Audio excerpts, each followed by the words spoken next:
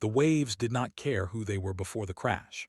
They swallowed the private jet's last scream and left two strangers coughing on a shore that did not exist on any map. When Armin Qureshi opened his eyes under the blazing daytime sun, sand clung to his face, and the only proof that he was still alive was the sharp cry of a woman a few feet away, staring at the endless blue horizon where rescue should have been.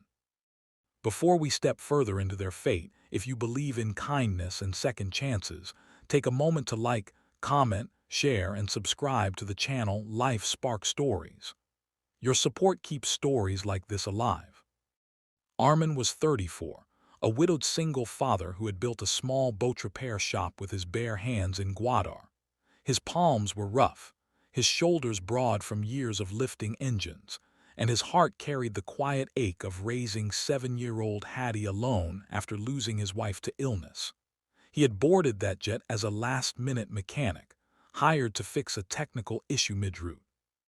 The woman now struggling to her feet was Sira Malhotra, 38, the composed and formidable CEO of a global tech firm, known for her sharp decisions and sharper headlines.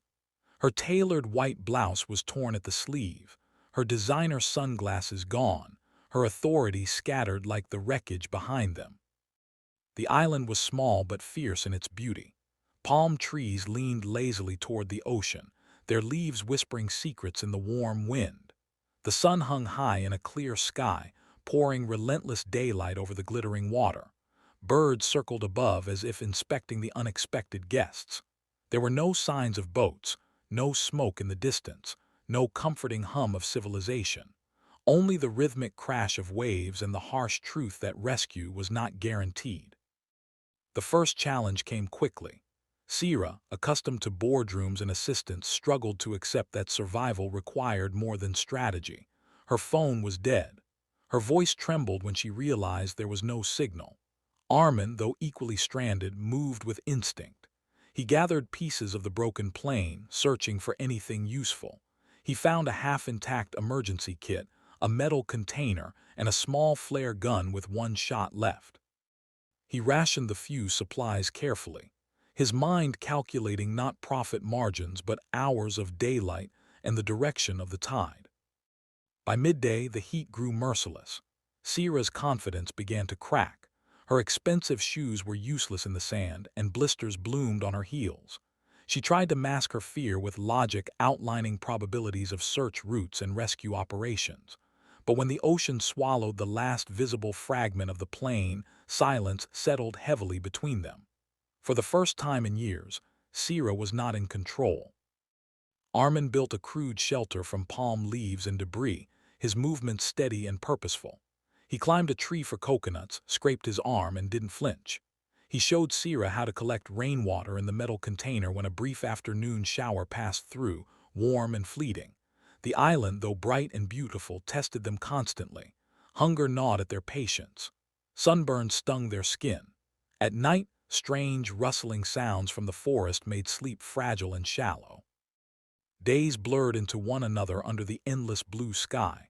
Something shifted between them. Sira began to see the quiet resilience in Armin's eyes. He spoke of his son with a softness that did not match his rugged appearance. He described how Hattie loved kites and how every Sunday they flew one together on the beach, even when business was slow and money was tight. There was no self-pity in his voice, only devotion. Sira confessed, during one long afternoon of gathering driftwood, that she had sacrificed everything for her company. She had no children, no partner, only achievements framed on office walls. She admitted that when the jet went down, her first thought had not been about survival, but about unfinished deals. The realization embarrassed her. On that island, quarterly profits meant nothing. Kindness meant everything. One morning, after nearly 2 weeks stranded, they stood on a rocky cliff watching the horizon. The sea sparkled under the full blaze of daylight. Sira's voice was softer than he had ever heard it when she said that if they could not go back, if the world had truly forgotten them, then perhaps they would have to build a new one here. She asked him, almost shyly, whether in such a life he would consider marrying her, not as a CEO making a proposal, but as a woman afraid of being alone.